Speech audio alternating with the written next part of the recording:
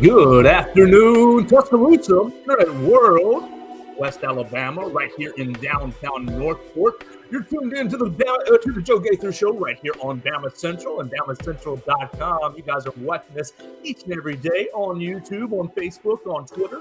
You're listening to us on Spotify, on Apple Podcasts, and on Amazon. Subscribe, rate, review the program. Make sure that you subscribe to our other Bama Central Broadcasting Network podcast. Our friends Blue Collar Unplugged released their latest episode this past week, getting ready for basketball season. I believe we're, 11 days away? Oh, my goodness, 11 days away from Alabama basketball tipping off. So you want to make sure you're listening to Blue Collar Unplugged with Jacob Pickle, Matthew Gibson, and Blake Byler each and every episode, keeping up with Crimson Tide.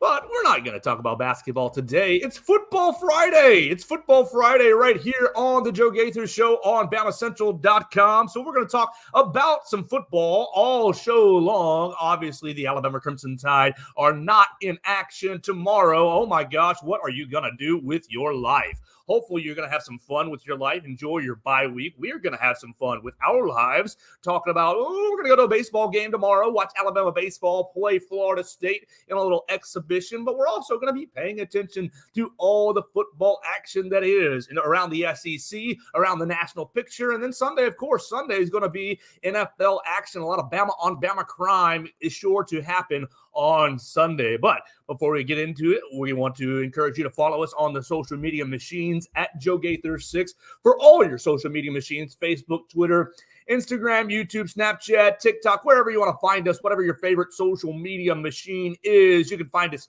at Joe Gaither 6. Send us your comments, your questions, your queries, and complaints right there to any of the social medias. We'll connect with you guys and take all of your comments right there. You can jump in on the show on Facebook and on Twitter through Joe Gaither 6 if you want to. We're welcoming in several Bama Central staff members, and we're going to find Chris Walsh here soon. But today's guests include Mr. Wyatt Fulton, back for another week after a strong showing last week, and Mr. Will Miller. We haven't seen Will Miller in quite some time, but it's fall break, and so the student jumps on and schools the teacher right here on the Joe Gaither Show on Football Friday. Before we get into it, guys, before we talk football, let's check in and find out how you're doing. How's life going? Wyatt Fulton, did you enjoy the week? How many cigars did you smoke? I can confirm I only smoked the one. I turned to a buddy of mine I ended up going to the game. I turned to a buddy of mine in the stadium and said at halftime and said, "This is not going to be pretty." So we need one of the best halftime speeches I've ever seen. And we got it. So I was very happy by the fourth quarter. Excellent. You weren't one of those that were in my mentions or up on the timeline giving up on the Tide at halftime, were you? I don't believe so. I tend to tweet a little recklessly in the middle of a game, but when I go back and rewatch it, it's like, okay, I kind of overreacted there, but I should be fine. Well, Will Miller, how about yourself? How's the semester going, and how's life going? Miss Julian Lee, before you chime in, Miss Julian Lee jumping in saying hello to everyone. So hello, Miss Julian. We'll talk about Tommy Rees today. That's one of my topics today. So how you doing, and thanks for watching. Will Miller, how's the semester going? You staying alive? Yeah, staying alive is a good way to put it. Pretty busy with schoolwork and such, but everything is going along. It's gone by pretty fast, and I'm kind of with Wyatt's assessment on the not pretty, but I think that the second half wasn't pretty for Tennessee, and I think that's the main not pretty takeaway. So one of the biggest turnarounds in a football game that I can recall off the top of my head right now, and I was surprised with how it played out. I thought that the team showed the kind of fire that maybe some in the fan base thought they've been missing. But overall, I'm doing pretty well. Seems like the football team's doing pretty well. So we'll see what happens from here on out. Absolutely. Well, it is Football Friday, Will Miller. So tell us how the women's football team did last night. I know you wrote the wrap-up piece for Alabama soccer last night. Give me a brief recap of the 2-1 win. Well, last night's match was pretty big because Alabama had to win in order to remain in contention for a first-round bye at the SEC tournament in Pensacola, which starts next week. And Alabama got that by coming back with 2 goals in the second half to beat Missouri. So another game that didn't start out so pretty in the first half, but ended on a high note for the Crimson Tide. And it'll be a rematch with Mississippi State on Tuesday in a match that was just played this past Sunday that Mississippi State got the better of. So, again, we'll see what happens from here on out. And let's check in with our friend, our boss, Chris Walsh. You can find him on the Twitter machine at Writing Walsh. Chris, how's your week been going? Everything rocking and rolling at the Walsh household? Yeah, we're fine. Thanks. Appreciate you asking. How's everyone with you guys? We're having a great day so far. We're just getting rolling. Wyatt told us how his Saturday experience was in Bryant Denny Stadium, and Will just wrapped up his little soccer recap from last night, keeping it on the football theme. So there's no game this week for Alabama. But we are going to have a lot of fun on Friday. I've got several topics to get into. I want to talk about Michigan a good bit. I want to talk about the 5-game slate on the SEC schedule. I want to talk about the Huffman Vikings just for a quick moment. Alabama's punt returner situation, Tommy Rees, Will Reichard, and if we have some time, we'll talk some NFL Bama on Bama crime as well. So what do we want to start with, guys? Let's start with Alabama. Let's start with Alabama. Nick Saban, the only real news that we really had this week, obviously bye-week news, with Alabama practiced on Tuesday, Wednesday, Thursday, taking Monday and today off. Nick Saban is already at the lake getting ready for his birthday dinner on Saturday night. But we had little small bits of news, or I want to see how you guys made out with the distinction on Wednesday. Coach Nick Saban on the SEC teleconference basically was asked about Kool-Aid McKinstry's punt returning this year. Obviously, when he catches the ball, he's been quite dangerous, but he's opted not to catch the ball a little too many times, at least for my liking, and it seems like for a lot of people's liking. So Charlie Potter on 3 Sports asked about Kool-Aid McKinstry's future playing punt returner, and Coach Nick Saban affirmed Kool-Aid's decision-making, saying, some of the punts on Saturday sailed over his head, are hard to judge. Rugby punters are hard to judge, and affirmed the job that he has done. But not 2 hours later, Isaiah Bond was up at the media room in the Naylor Stone media room and was asked if he had returned punts in high school, and then was asked if he had been working on punt returning here at the Capstone. And Isaiah Bond said, yes, I returned punts in high school. Yes, it's something that I am still working on here in Tuscaloosa. And you should be seeing me soon. He tagged his answer with that line, which threw Nick Saban's comments into kind of a loop. So I wonder, we'll start with Wyatt Fulton. I wonder what our take is on the punt returning situation. Was Isaiah Bond just kind of espousing general confidence in his ability? Was he basically teasing that he's going to take over punt returning duties through the last four games of the season? Or maybe you should be seeing me soon is just, hey, when Kool-Aid moves on, he's probably going to the NFL draft this spring. I'm going to be next in line to take that role. What did Isaiah Bond mean by you should be seeing me soon? Obviously, it was his first time up in front of the podium. So first time in front of the media, and I'm sure that he's already been spoken to about that line, that little extra tidbit. And it could mean something. It could mean nothing. And I just want to ask the guys, ask the crew, what we make of Isaiah Bond's comments and how it contrasts with Nick Saban's affirmation of Kool-Aid McKinstry. Yeah, I don't think Isaiah Bond would come out and just directly say something completely contradictory to what Saban was saying. So if Saban says Kool-Aid's still the starting punt returner, then guess what? Kool-Aid's probably still the starting punt returner. The leash might be getting shorter here. Bond might be getting a little bit more reps in practice, gearing up in case that Kool-Aid seems to not be able to track the ball as well as we're hoping he would. But I think the "you should see me soon" comment is more so kind of gearing up for, hey, if something happens to Kool-Aid, I know he was dealing with a little bit of something earlier in the year.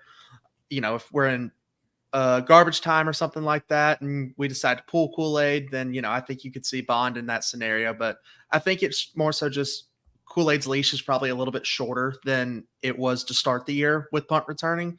And in the event that something does happen at that position or Kool-Aid does decide to move on, you could see Isaiah Bond in that role pretty quickly.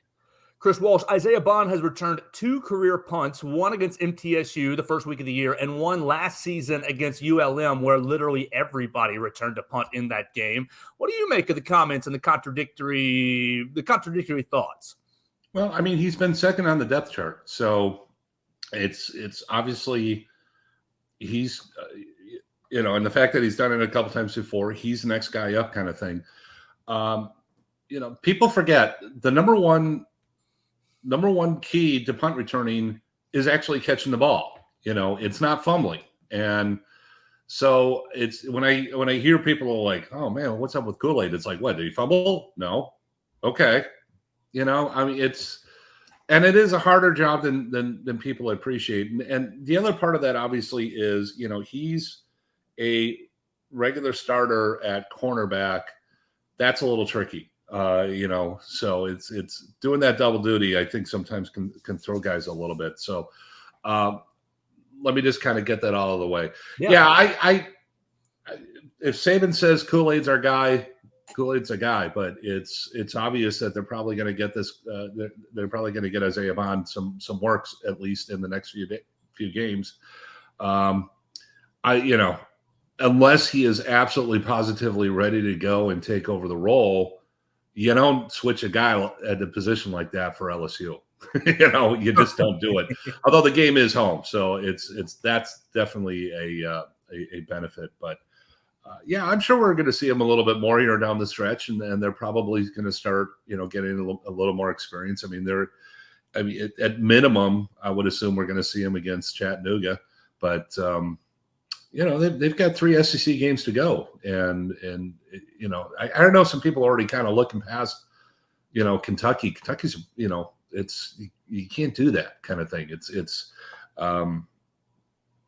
November. This is when everything plays out. So, I think Wyatt's definitely at minimum very close to nailing it there. Will Miller, will we see you return a punt against Chattanooga? I know you got some college eligibility. What do you make of the situation? Well, I can definitely say that if the coaching staff were to approach me with that responsibility, my first emotion would be extreme surprise, because up to this point, I'm not aware that I would even be considered. And to Chris's point, punt returning is a very hard job. I did not excel at it at the recess level in days gone by. But I'm sure they were scouting you, though. Oh, absolutely. And perhaps that plays a role into why I haven't been considered yet. But my belief is that maybe Isaiah Bond said something he shouldn't have.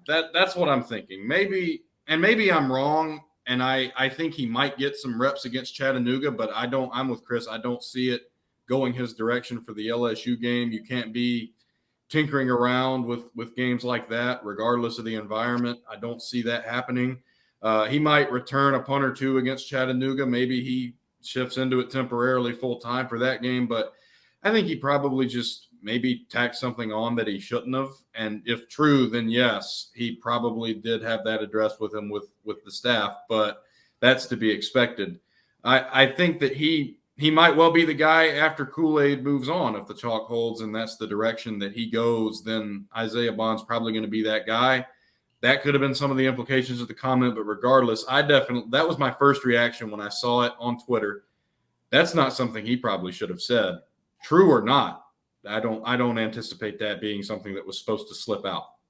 Yeah, it was the only real newsworthy comment in the Wednesday press conference. We heard from Dallas Turner, Justin Aboigbe, and Isaiah Bond, and all three guys were perfectly fine up at the podium. But it was the only real newsworthy comment, and I did kind of feel like, ooh, you probably shouldn't have said that, whether it's true. And really, the word soon, and I tried to kind of make this clear in our piece for BamaCentral.com. The word soon is such a relative term. Soon could be tomorrow. Soon could be a year from now. Soon could be 3 months from now. Soon is so different to so many different people. I think a lot of people ran with that comment saying he is the new punt returner, and I don't think that is completely accurate or fair to say. So it's going to be fun. It's going to be interesting to see. I'm with Chris that the first responsibility is catching the dadgum football from the punt returner spot. And yeah, Kool-Aid, look, really has shied away from that. The Arkansas matchup really didn't catch any of the punts except for the last one. The Tennessee matchup didn't catch any of the punts and let the ball roll. And okay, he loses the ball in the sun or the punt sails on him. All right, that happens. And I'm with you. I was a fair to Midland punt returner in elementary school, not really one to catch it on in recess. When the ball gets up that high, it becomes quite difficult to see, especially with 100,000 people looking at you. I think that makes it even more difficult. But really, Alabama's just got to get somebody who will catch the ball, not let it roll the extra 5, 10, 15, 20 yards down the field. And whether that's going to be Kool-Aid the last 4 weeks of the year or Isaiah Bond, obviously in Nick Saban, everyone trusts. Let's keep it rolling. I mean, I want to talk about Tommy Rees, as I think that he has been unfairly vilified this season. I want to talk about Will Reichard because my man Austin Hannon wrote a great piece about Will Reichard this morning on BamaCentral.com. I do want to talk about Michigan because the cheating scandal is so juicy to me. Maybe it's not. Some of my friends in my outside of Alabama group chat are saying, Joe, you're making too much of this. It's not that interesting. But to me, it's just fascinating. And then we'll talk about the SEC slate. But before we do that, let's talk about news that happened at the AHSAA level last night. The Huffman Vikings finished their season 0-10. We cover AHSAA just a little bit on BamaCentral.com. The Huffman Vikings finished their season 0-10, and we've seen 0 for seasons before. Will Miller and I have seen the Holy Spirit, Holy Spirit right here in Tuscaloosa have winless seasons, and Holt as well, the Ironmen. Unfortunate for those, and obviously, if I pull for every high schooler, I know they're working hard. I would like to point out, Joe, that Holy Spirit has 2 consecutive wins over Brilliant High School. Yes, they do. And Holy Spirit is not in this record book. The Huffman Vikings finished their year 0-10 and did not score a single point. The first time since 1965 anyone in the AHSAA has gone an entire season without scoring a single point. And so the debate in my outside of Alabama group chat, we have 10 guys, and we have had different 10th guys before. So I asked, hey, if we bring in one of the old guys to make 11, could we score a single point? Could we manufacture a touchdown on the Huffman schedule, whether it be a defensive touchdown, an offensive touchdown, a safety, any kind of points? How crazy, Chris Walsh? How crazy is this? We've been covering AHSAA football for quite some time now. How crazy is it to not score a single point? Now, their schedule was really tough. Obviously, they are in 6A. They're in the same region as Clay Chalkville, the Jalen Mbakwe fame, and Clay Chalkville beat Thompson. So they're obviously one of the better teams in the state. But they scheduled Hewitt-Trussville for their non-region games. They scheduled Sparkman. They scheduled Minor. They've scheduled tough. They scheduled Parker as well, Jeremiah Beeman School, Alabama commit. They scheduled really tough non-conference games, but they weren't able to score a single point this year. I'm supposed to comment on that? What do you like? Is it not crazy to you? It's sad. I feel for the kids. I mean, it's just that's tough. And look, I don't know any of the specifics there. I don't know. It's funny because I've been working on a piece for our sister site. I guess I should call it now, Mizzou Central, which we have taken over. And I've been working on a piece about how basketball in general has risen so much in the SEC, and it's, and you talk to these coaches, it's like, why is the SEC so tough in basketball? And they're like, it starts with a commitment, that was made by the league and by the schools to get better, and we're seeing now. I mean, Alabama was the number 1 seed in the tournament last year. You're looking at all these guys who are getting drafted and so forth, and the conference has come such a long way. And so, I mean, it's you got to start with the administration, and you got to start with the school itself. And like I said, it's just sad, and I feel for the kids. And I wish maybe even a safety. Just give a safety. Something. I was at a game last week, Will Miller, where the quarterback threw a very bad pick six. It was a miscommunication with the wide receiver, threw it right to a defensive back. The defensive back, all he had to do was catch it and essentially walk the 15 yards into the end zone. And you'd think at the high school level, there'd be some kind of fortune, some kind of just a little bit of luck for the Huffman Vikings to get into the end zone.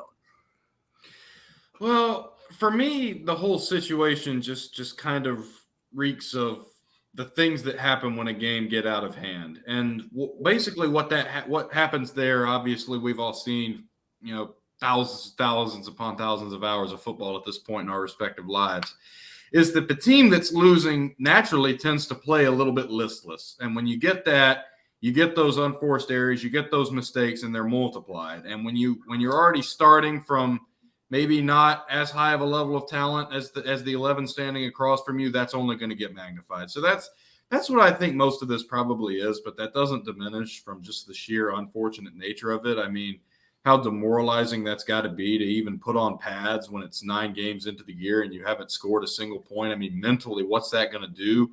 You're beat before you're even getting to your sideline on Friday nights. And it would suck the fun out of playing if I were on that team. And I would imagine that's the same for a lot of people.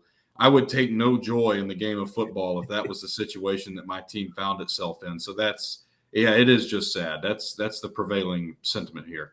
Wyatt Fulton from South Alabama area, Mobile, Saraland, those kinds of times. High school football is huge down there. This is a 6A school. They can't find a 4A, a 3A, a 2A school to get one win off of. To Chris's point, the administration not committing to, helping the guys get a little bit of confidence. What in the world? It's definitely tough. And I covered, when I was working in Mobile, I covered 3 teams for 2 years. It was, I think over those 2 years, one team won 2 games, one team won no games, and then one team won the 6A title. So it was like I got both extreme ends of the spectrum. Was it Spanish Fort? It was not. No, Saraland won that title, and then I won't name the winless teams. Just it was bad. It was bad, but no, they only scored a time or two. They did score a time or two, and a couple of them were closer games. A good solid 3-0 matchup there. Good defensive football, as I like to call it. And it's just demoralizing. You see it. I mean, you see it in the crowd. You see it in the players. You just see it. You see it in the media. Like, I get to the press box and nobody looks happy to be there. Like, high school football is already a grind, and nobody's just happy to be there when it's a winless team. You get a winless, 4A school against some 7A in the region who just needed a tune-up game, and it's bad. It gets ugly quick. Well, I just want to know if Hewitt-Trussville paid Huffman to show up on their homecoming night. I'm hopeful that Huffman got something out of the year. The best thing for them is they are off next week. They scheduled their off week on the last week of the year, so they got they got to end their season a week early. Just a wild thing. First team shutout in the AHSAA since 1965 for the entire year. You also have to wonder at what point do you start scheming just to score a point? Right. At what point are your practices and game plans centered around getting one single touchdown as opposed to winning an actual, their 12-minute quarters, so an actual 48-minute game? That's what's so fascinating to me is, like, even some of the poorer teams that I've seen in West Alabama have gotten on the scoreboard. Like, whether it be a late touchdown when the backups are in, they've found a way to score a touchdown here or there. You get a bad snap, you get a scoop and score, like some sort of fortune has to happen for you at some point to score. So that's what kind of blew my mind. I know Chris maybe wasn't as interested in the subject, but it's just like seems over 10 games, somebody's got to get into the end zone. We're a lot more recent in high school football coverage than Chris is. Chris has been one of the big dogs for a minute now. Well, let's talk about Michigan. I've talked about it a couple times this week on the show. And finally, we'll get some opposing or maybe affirming viewpoints. Michigan is under fire. Michigan football. Connor Stallion, is in trouble, suspended with pay. Michigan, the NCAA is on campus. The FBI is on campus for a different matter. But you've got a lot of eyes on the Michigan Wolverines for their sign-stealing scandal. The TCU Horned Frogs were warned of the sign-stealing scandal, and apparently Sonny Dykes played some tricks by doing some dummy signs. I don't know what it would take, but I'd be about three missed signs into a semifinal game before I fired Connor Stallions off the sideline and just tried to coach my own team. But goodness gracious, what's going to happen with the Michigan Wolverines? They're off this weekend, so they get a week to kind of figure out what they want to do. 2 weeks from now, they're playing at Penn State. Then they play the big game about 2 weeks after that with Ohio State. National title contender Aiden Hutchinson last night calling it a witch hunt and saying, "Oh, once we're champions again." When were you champions, Aiden Hutchinson? Once we're champions again, everybody will forget about this. What's going on with Michigan? I'm turning to Chris Walsh because he's the expert. You've seen everything here in college football more than I have. What in the world? Like, I'm so fascinated by this story because I don't know anything like it. Obviously, sign stealing has been a thing in games. Coach Saban talked about it this week on two different programs. Talked about it on Pat McAfee and on the SEC teleconference. Talking about how it was a thing in the NFL, and then talking about the helmet signal, the helmet microphones is going to be a way to eliminate sign stealing. What are you as fascinated by this story as I am? Do you think that anything's going to become of it for the Michigan Wolverines? Will you see the whole staff bolt and break apart? Will Jim Harbaugh be back in the NFL next season? What do you make of it? How do you wrap your arms around this story? Sports Illustrated had a really good article by Richard Johnson this week, which I don't know how the heck they found this guy, but apparently I think it was a student that Stallions was texting with, and was saying he's really tight with the whole staff, basically lays everything out, and said that he envisioned someday leading Michigan and was preparing this huge document called the Michigan Manifesto. And it's just like, wow. And look, I've run into guys like this every once in a while in college football. They scare the daylights out of me, and they should scare the daylights out of every single coach. But, there are these guys out there, who will do this kind of stuff and do anything that a head coach will ask or not ask them to do, kind of thing. And, stick their necks out on the line. And,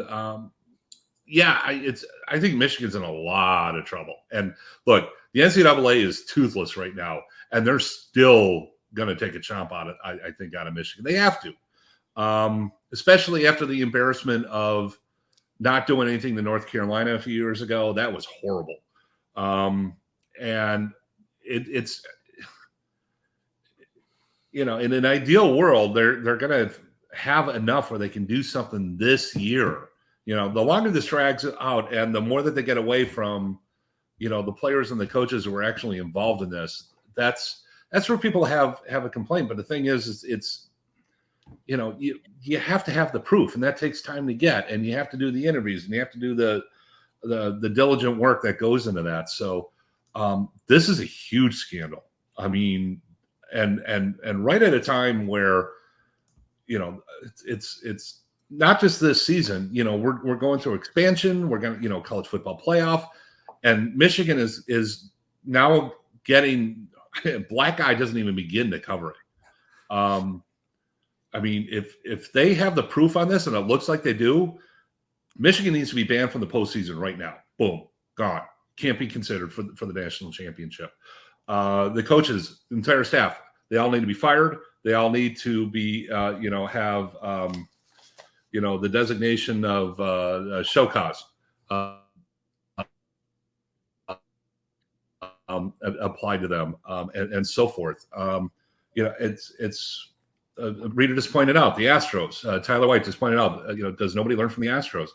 The Astros went through a lot. Granted, they probably should have been penalized even more, but the organization as a whole reacted well and was okay. We screwed up. We're gonna try to do this as best we can. And they brought in a really good manager, Dusty Baker, who is. I've dealt with Dusty before. He's great, and I'm sure he's not watching, but I want to wish him a very happy retirement. Amen. And he's earned it. He's one of the good guys in baseball. They need to throw the book at Michigan, period. And that, and then they need to do even more than that. Well, I've had a lot of people, my aunt at my group chat basically saying, Joe, you're only after this because it'll help Alabama get into the playoff. And I'm saying, no, this is wrong. This is inherently wrong. This is integrity of the sport. Yeah. This might make me a little gray area, but I'm pro sign stealing if you can figure it out on the sidelines, if you can figure it out from the press box. But that's gamesmanship. That's a different matter altogether. Exactly. But it's buying tickets, recording sidelines, and basically deciphering. One, Connor Stallions, you're a genius, and you've wasted your genius basically by being nefarious. But so I'm pro sign stealing when done legally. But this is just absolutely absurd to me to send these staffers to the back-to-back SEC championship games, to send staffers to Oregon, Washington last year, to send staffers to Tennessee, Kentucky last year. What do you make of it? And secondarily, I'll throw it at you. Do you believe what some of these blog sites are saying, that the Michigan staff helped South Carolina defeat Tennessee and defeat Clemson by giving up some of their secrets? Well, first off, if Dusty Baker is watching the show, we want to thank him for that. And secondly, as to your last question, we want to invite him to be on the show. Yeah, right? That's every day, Chris. Yes. I don't believe the South Carolina stuff whatsoever, because that's just patently ridiculous. If true, that adds a whole nother wrinkle to this that will be explored in the future if it does come out that that's actually a thing. I don't think so. I don't even think it's a possibility, but just throwing that out there. I'm reminded of the Astros, and I'm reminded of the Nationals when they made the World Series now 4 years ago. Feels like yesterday. And by this point, it was an open secret that the Astros had deciphered gotten means to decipher people's signs, and it was known around the league. So other players are texting Nationals players and saying they're stealing signs, and so the Nationals switched up their signs and beat the Astros in 7 games. So I'm willing to bet that some people in some circles around the sport maybe had an inkling that something was going on before these bombshells have dropped. With that, I think it's only going to add to the punishment, because that would imply that it's been going on for longer than you or I realize, which is more often than not the case. I mean, the Astros have been cheating since 2017, and they cheated. I don't know if they were still cheating in 2019. The investigation had revealed that they quit in the 2018 regular season. I don't know. But if Michigan has been doing this, I would like to say that it would not shock me if Jim Harbaugh knew nothing about this. Jim Harbaugh does have a bit of a reputation for sometimes things fly over his head. I would not be shocked if he knew nothing about this, but I wouldn't be shocked if he did. Either way, I think he's going to bolt for the NFL and avoid serious punishment. That's been the chatter in my circles. Jim's been an NFL candidate for the past couple of off seasons. I believe he's interviewed for jobs. Don't quote me on that. He was heavily in for the Vikings job prior to that was last offseason. Yeah. And I think the Colts were interested in him at some recent juncture. But I think he's finally going to take that leap. Obviously, his staff's not going to come with him, so they're probably going to take the brunt of this. I think that the institution will probably be punished. Jim Harbaugh himself, not as much, if at all. Wyatt Fulton, am I just overreacting because I live in the college football world? Is this a huge deal? Or like, could all my friends are saying, Joe, this is nothing. And I'm like, how can you not see that this messes with really? I mean, think about it. You're Ohio State. You've been beating the brakes off of Michigan for 7 years in a row. And then all of a sudden you get 2 20-point losses in a row. And it comes to find out your signs have been stolen. Everything. Like, if this were Alabama and Auburn, if this were Alabama and Tennessee, this would be the Alabama fan base would burn the other campus to the ground. So like, this just doesn't seem like, okay, I'm good with strategizing. I'm good with stealing signals if you can find it. Yesterday on Pat McAfee, Coach Saban said when he was in NFL circles, they were allowed to send scouts out to other games, and they did steal signals, and basically said, I didn't want to hear the signals because it just messed me up. Is this a big deal or not? I definitely think it is a big deal. I mean, you mentioned it, you're getting the brakes beat off you 7 years in a row by a team like Ohio State. You struggle with your in-state rival every other year, and then just completely out of left field in 20, I believe, I can't remember who wrote it, but I saw that this started around 2021. 21 and 22, yes. Yep, 21 and 22, and a little bit into this season before they ended up getting caught. Out of left field, you just start beating the brakes off everybody and making the college football playoff as an undefeated team. They jumped their winning percentage up from like 66, 67% to like 93, 94%. Right. So there was very clearly something that happened in the 20 to 21 off season, or just the 21 season. And now it's come out that this is Stallions. At this point, I'm with Chris. Like, you banned them from the postseason this year. You raked Michigan over the coals. It's absolutely wild to see a program do this. because Michigan's a top 3 program brand in college football history as a whole. You've got Notre Dame, Michigan, Alabama, those are like your top tier echelon of programs in college football history ever as a whole. So for Michigan to come out and be caught doing something like this, completely unprecedented. I think I would give every coach a show cause. Every player gets the chance to transfer out without sitting out a year. And anybody who's left that doesn't leave for the NFL or leave coaching altogether just gets absolutely raked over the coals. Well, you just hit it right there, and Chris, you can go right ahead. But you just hit it. Like, you're already operating on a great recruiting budget. You can bring in 4-star, 5-star, pretty much whoever you want to.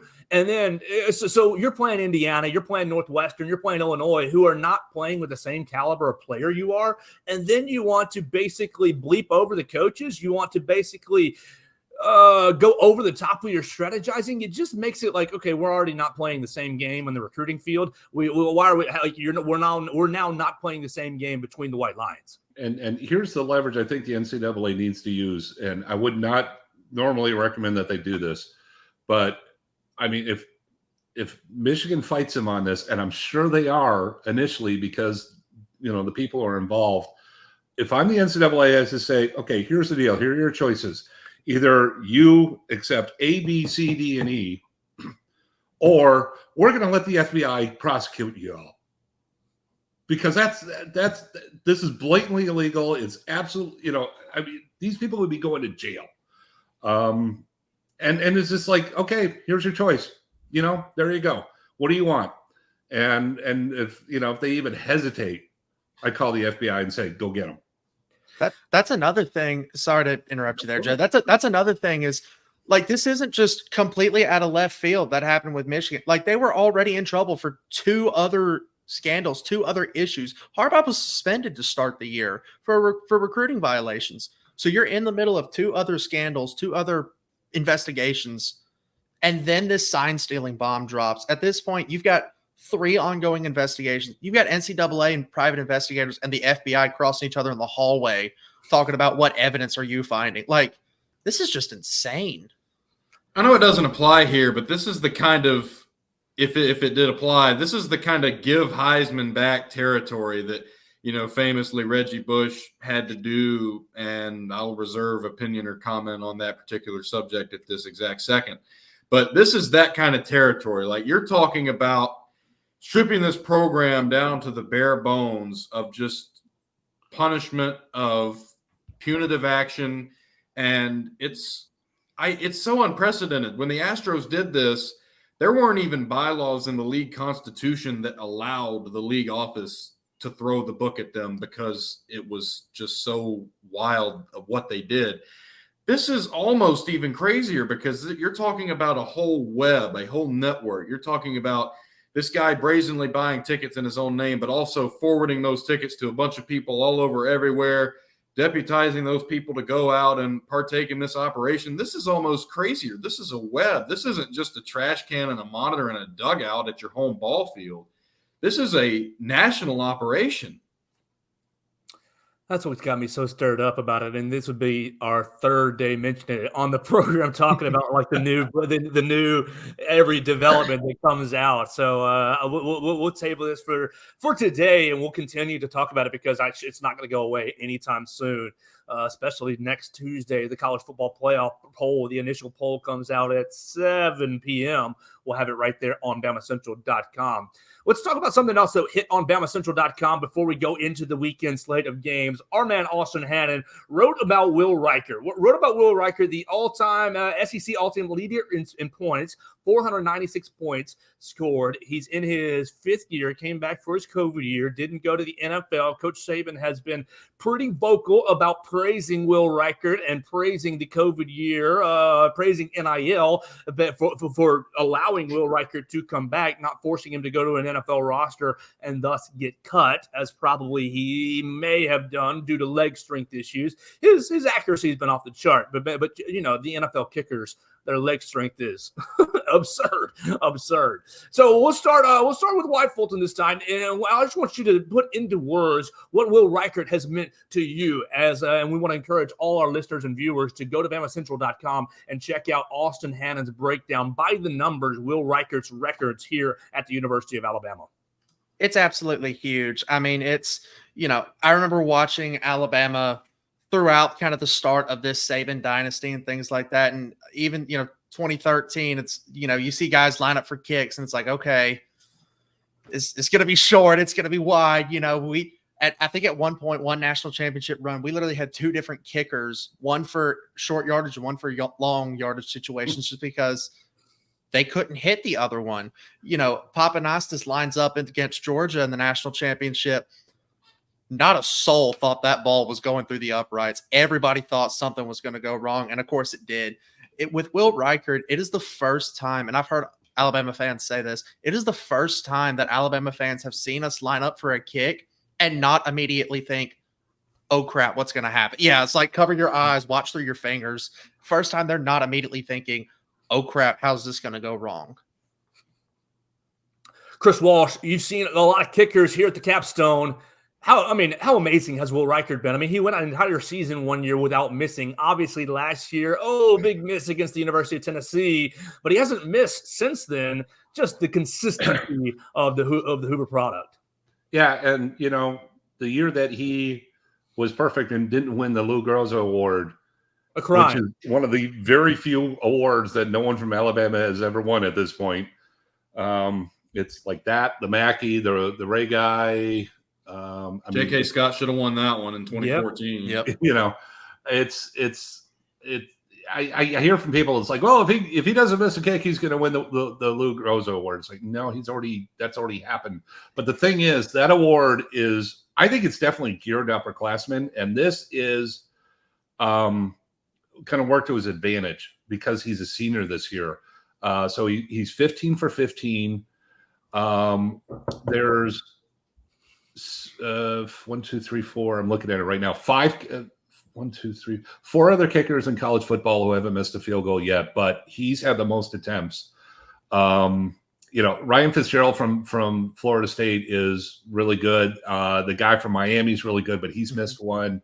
But the thing is, they're not seniors, and he's a senior, so he's got a really good chance to win that award this year. I think the only reason why he didn't win it a couple years ago was because there was a guy who was older who hadn't missed, and they were like, we're going to give it to him, kind of thing.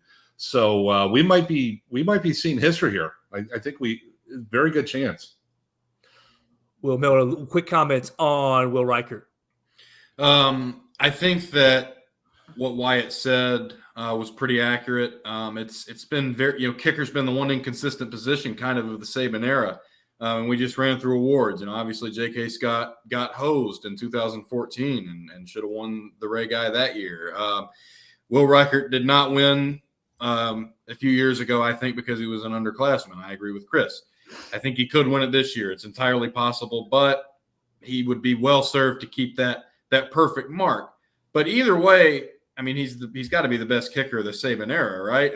Look, Cade Foster was better than he ever got credit for, but if that's your number two, Lee Tipton's number Cade two. Foster, there's a large gap. And you had Jeremy Shelley was perfect in 2012, but obviously that wasn't knocking any doors off their hinges because he was the short yardage kicker. He never tried a 53-yard field goal, a 50-yard field goal. Adam Griffith picked himself up before the end of his tenure, but throughout, largely forgettable. Andy Papanostos, that one's well documented as why it ran over.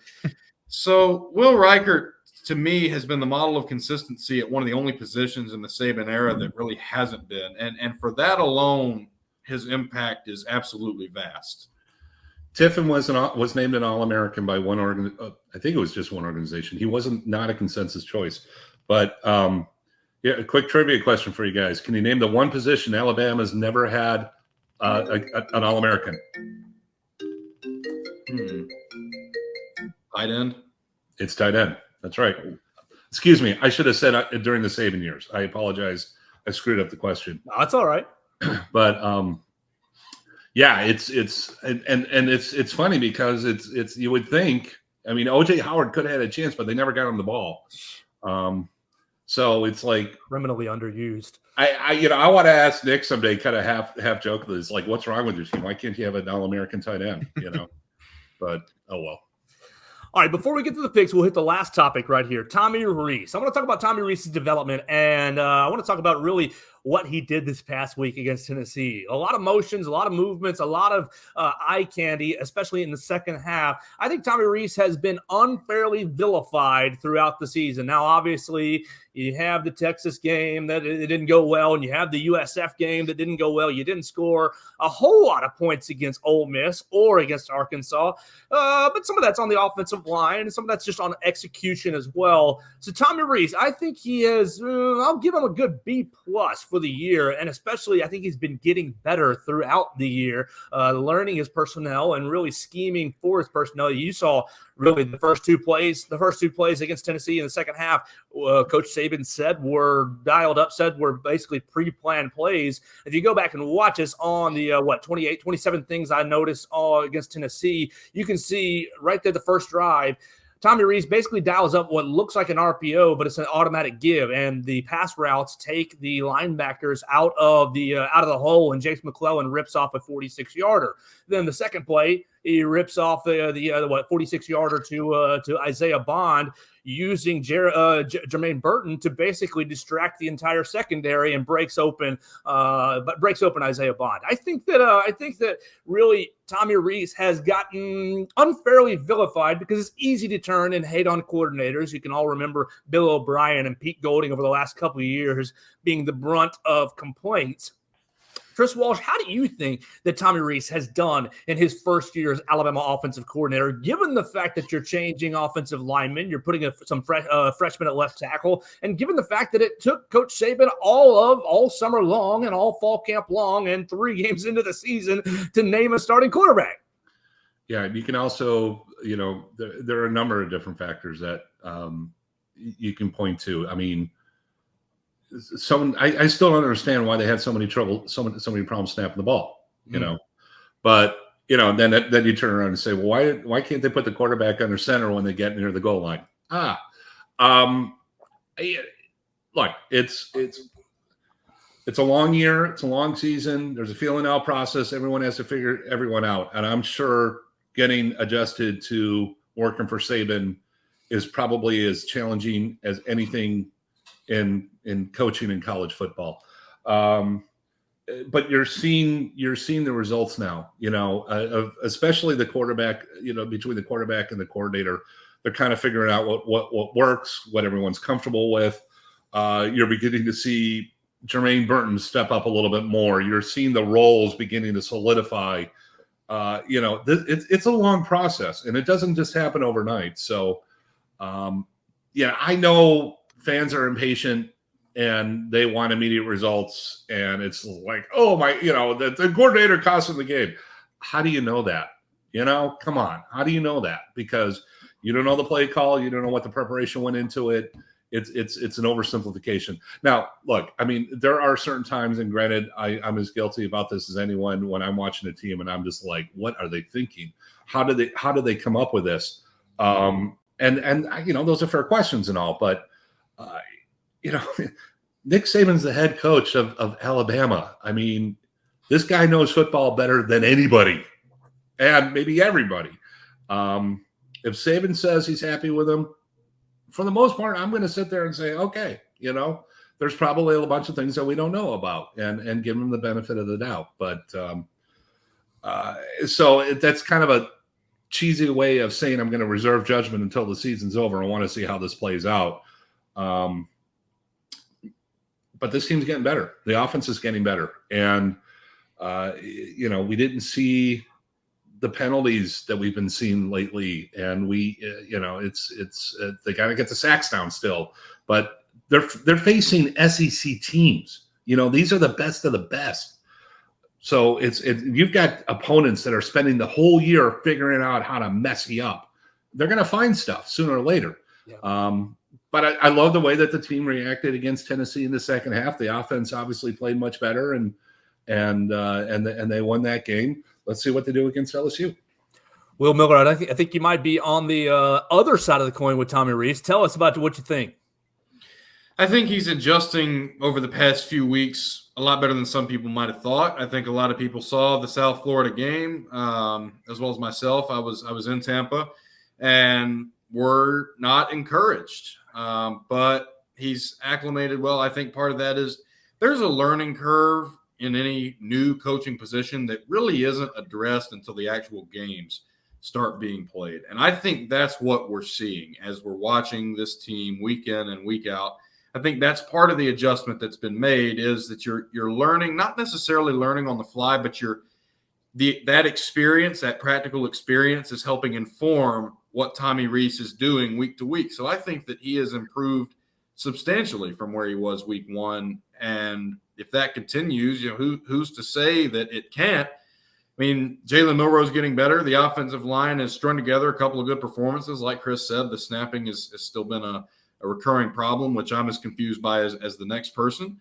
But I guess in this situation, if you're Alabama, you kind of can count your pluses rather than your minuses. You're heading into this LSU game in the driver's seat in the West, especially with a victory, and still in good shape despite that loss to Texas.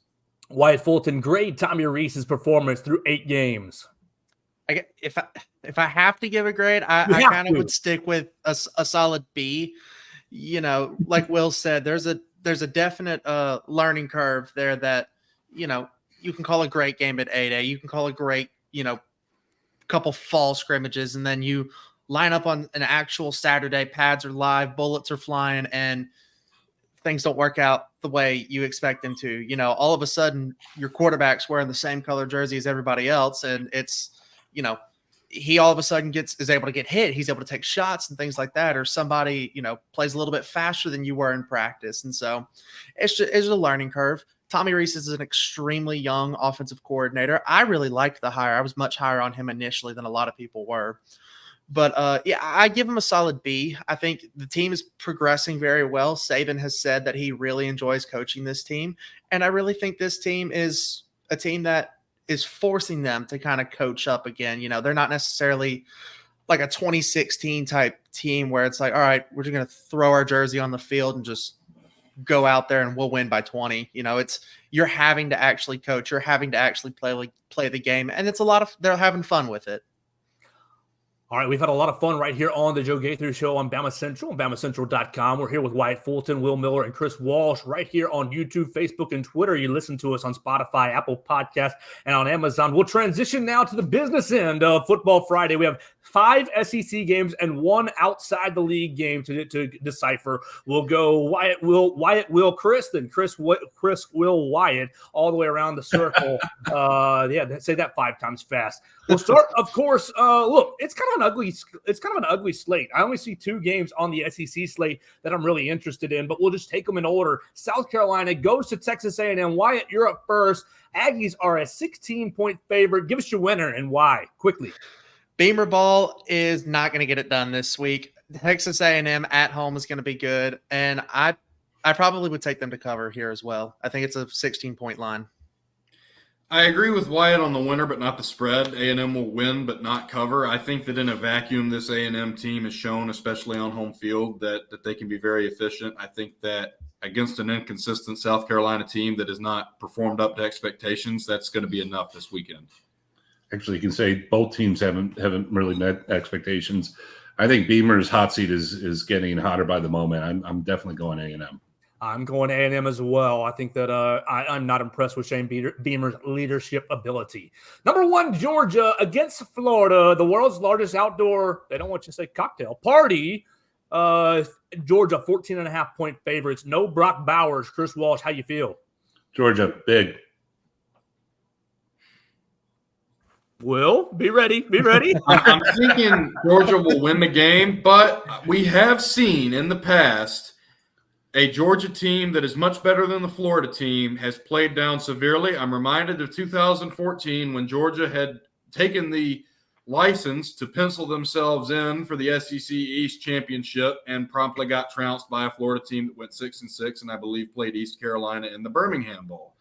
So you really never know with this rivalry. But in this case, even without Brock Bowers, I'm pretty certain Georgia's going to win. I've got Georgia winning. Florida smells blood in the water. Billy Napier's got a really good record against the spread the past couple of years. I'm not entirely sure what it is just off the top of my head, but I think Georgia's just able to lean on them with that run game. I'm going to take Georgia, but I will take Florida to cover. I'm going with Chris Walsh. Georgia, big. Florida stinks away from the swamp. They're okay in the swamp, but outside they're not that. They're going to get run over. And Georgia's going to want to show that Brock Bowers' injury is just a blip on their future schedule. All right, crud. Oh, awful game. Mississippi State is at Auburn. If you don't want to watch Georgia at 2:30, they're going to be on the SEC Network at 2:30. Auburn is 6.5-point favorite. Wyatt Fulton. Will Hugh Freeze get his first SEC win? Hugh Freeze is going to get his first SEC win. Mississippi State is just frankly not good. Neither is Auburn, but Jordan Hare's the difference. I agree with Wyatt, but I think Auburn's going to win by a decent margin. I think Auburn is going to cover the spread here. Definitive first SEC win for Hugh Freeze. I think for Mississippi State, there's not a lot of direction right now. Some of that due to the obvious circumstances that they can't control, but it's kind of reflected in the way this season has gone, and I don't foresee that those fortunes getting any better this weekend. Yeah, I see a fading team in Mississippi State. I think Auburn's going to win. I'm with all of this. I'm with Will Miller that Auburn will cover and get a big emphatic win. 6 o'clock, Tennessee, the team that Alabama just defeated. Number 21, Tennessee is at Kentucky. Tennessee, a 3.5-point favorite. Chris Walsh, do the Vols bounce back? I think the Vols bounce back, but the problem is so is Kentucky. I think Kentucky is got something to prove. This is always a game that the Wildcats always seem to play well in. I like Tennessee to win. I would, if I was a betting person, this is a game I would stay away from, though. I think that Chris hit the nail on the head with Kentucky usually plays up to Tennessee. I remember that Kentucky beat that much hyped 2016 Tennessee team, but Tennessee gave Kentucky one back in 2018 when they beat, or did Kentucky beat Tennessee in 2016? I seem to remember that. But a game that Kentucky does show well in, I think that Devin Leary might really show us something in this game. And Tennessee's vulnerable. They have a lot of questions from the third Saturday in October. Just had an abysmal second half. No way around it. You can talk about how well Alabama played all the live long, and sure, that's the officials, Will. The officials. But Tennessee also played rather badly, and there are going to be a lot of unknowns in terms of how to shore that up. Kentucky's a good team. They laid a couple of eggs themselves, but I think they're going to bounce back. Give me Kentucky to win the game. Why not? Go Cats. Wyatt Fulton. I'm going to take Tennessee. Tennessee's going to rebound big here. I think, Josh Heupel's a really, really good offensive mind. That defensive line for Tennessee is really, really good. Tennessee's also got a really good rushing attack. Georgia absolutely killed Kentucky running the ball. I think Tennessee's going to win pretty big there. I'm with Wyatt Fulton. I think Tennessee bounces back in a big way. Is there any reason to talk about 6:30 Vanderbilt at number 12 Ole Miss? The Rebels 24.5-point favorite. Wyatt Fulton, let's go quick. Ole Miss is going to win big here. Ole Miss goes to Athens later this year to play Georgia. That is going to be a really big game later on in the year. But right now, Vanderbilt's just going to be a tune-up game for Lane Kiffin and them. Question's just going to be how good Ole Miss looks. Vanderbilt is very congruent right now with the actual construction happening in their stadium, both in an on-field and facility standpoint. I think Clark Lee's done a fine job there with what he has available, but that's not going to be enough to beat this Ole Miss team this weekend. I don't expect it to be competitive. Yeah, I like Ole Miss a lot. And just to kind of touch on what Wyatt was mentioning, Georgia has Florida, Missouri, Ole Miss. All three of those games are at home, and then they're at Tennessee. Whenever you see a team face three ranked opponents in a row, and okay, look, Florida is like number 26 right now. That should raise like some warning bells. If Georgia can get through that stretch, they're as good as advertised. But I think Georgia's going to end up stumbling at somewhere during this stretch, and which is going to make the SEC championship game, assuming Alabama makes it, even that much more interesting. Wow, I'm going with Ole Miss in this game, but Chris, Alabama needs to pull for Georgia to win out, needs to beat a number one Georgia in the SEC championship game, given the landscape of college football. There's no way that a one-loss SEC team gets held out of the SEC, out of the playoff. I don't care how good the other conferences are. One of them will sneak in, and that's a reminder. And I think you mentioned it before. The first rankings by the committee come out on Tuesday. Alabama is definitely a top 10 team now, and I mean, like you said, this is a really. It doesn't look like a good weekend of games. But this is the kind of weekend where you see some upsets kind of thing. And we're going to start getting into those now as teams start to wear down. You're going to start seeing more upsets. The last game on my schedule is outside the conference. Number 8, Oregon goes to Utah. Utah coming off a big old win over USC. The winner of this game basically tied for number 2 in the Pac-12. Oregon is a 6.5-point road favorite. I think, Chris, you're up to first this time. This is a coin flip game to me. Ducks slide together. It's in Utah. I really want to pick Utah. I think Oregon's a better team. I'm going to go Oregon. Cam Rising set out for the year. Utah kind of just has USC and Caleb Williams' number, and that's what I have chalked up this recent result to, because sometimes in sports that happens. Oregon's going to win. Oregon's going to cover. Utah is a really tough team. They're like a Big Ten team playing in the Pac-12. They punched USC in the mouth. USC had no idea what to do at that point. I think Oregon is also a type of team that likes to do this. Cam Rising will hit it, not play in the rest of this year and things like that. The loser of this game is essentially out of any Pac-12 race, college football playoff race, done for the year. I think Oregon's going to win. Probably would take Utah to cover here. Oh, I'm with Wyatt as well. Oregon wins, Utah covers. Before we get out of here for the day, we had a lot of fun on our pick segment. We talked a lot about punt returning, Will Reichard, Tommy Rees, Michigan, and more. Wyatt Fulton, tell everybody what you're going to be looking at this weekend with the NFL, Bama on Bama crime, right before we get out of here. A lot of Bama on Bama crime this week. Will Anderson and Bryce Young are going to be facing off for the first time as opponents. Will Anderson said in an interview earlier this week, he's excited to hit Bryce. He's excited for this matchup. So that's going to be – let's hope Carolina doesn't break Bryce too early here. Another matchup that I'm really looking at, going to be New England and Miami again. Matchup in week 2. Miami got the win in Foxborough. Tyreek Hill should be returning. He had a hip injury earlier this week. He said he was just wanting attention. His mom wasn't responding to his calls. He'll play Sunday. And rumor has it Miami should potentially get Jalen Ramsey back. His first appearance as a Dolphin, really helping that secondary. Not going to make Mac Jones' life any easier. I've got the Dolphins big in that one. Well, you're going to be able to follow Wyatt's coverage, Alabama in the NFL, this weekend on BamaCentral.com. It's a bye week for Alabama, but we will be all over that. Yeah, Chris, what else are we looking at? Real quick, I just want to mention this. I want to go back. I want to revisit the Tommy Rees thing real quick. Please. With one key stat, I think that's going to jump. You're going to hear about it to death next week. Jalen Milroe is second in the conference in passing efficiency. First is Jaden Daniels from LSU. But Daniels is first in the nation. Milroe is 7th. I mean, when people are talking about Tommy Rees and the job he's doing, if I had said at the beginning of the year that Milroe was going to be 7th in the nation, you'd be doing Alabama fans would have been doing cartwheels. I'd ask what drugs you're on. I would ask what drugs you're on and ask for some myself, because that sounds nuts. I think Rees has done a fine job. I mean, you guys all kind of hit it. Growing into the season, learning your personnel, dealing with a quarterback battle, and trying to figure out what each quarterback does well, and then kind of what he can do along the offensive line. I think he's done a fine job, and I'm really looking forward to the stretch run of the season.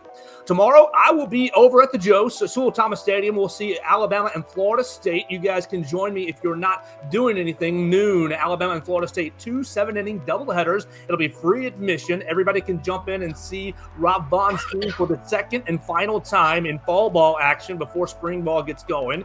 We'll obviously be paying attention to Georgia, Florida, and then on Sunday we'll be paying attention to Bama in the NFL with Wyatt Fulton on BamaCentral.com. So there's going to be a lot of action. Alabama's not playing this weekend football-wise, but a lot of action to pay attention to. Get out, do something on your honey-do list, do something with the family, pumpkin patch it up or haunted house it up, whatever you guys like to do for the fall festival. This will be your last weekend to do it before Alabama hits its stretch run, and we'll be all over the stretch run right here at BamaCentral.com. 6:45 next weekend, Alabama and LSU inside Bryant-Denny Stadium. We'll have a full crew as always, and we'll be covering it right here on the Joe Gaither Show and all over Bama Central and BamaCentral.com. So for Chris Walsh, Will Miller, Wyatt Fulton, follow them at Writing Walsh, at Real WB Miller, at Fulton W _ myself at Joe Gaither 6. Send us your comments, questions, queries, and complaints. We love the complaints the best. Follow us on YouTube, Facebook, and Twitter. Listen to us on Spotify, Apple Podcasts, and on Amazon. Subscribe, rate, and review the program. Share it with a friend, and we'll be back on Monday with another edition of the Joe Gaither Show on Bama Central, BamaCentral.com.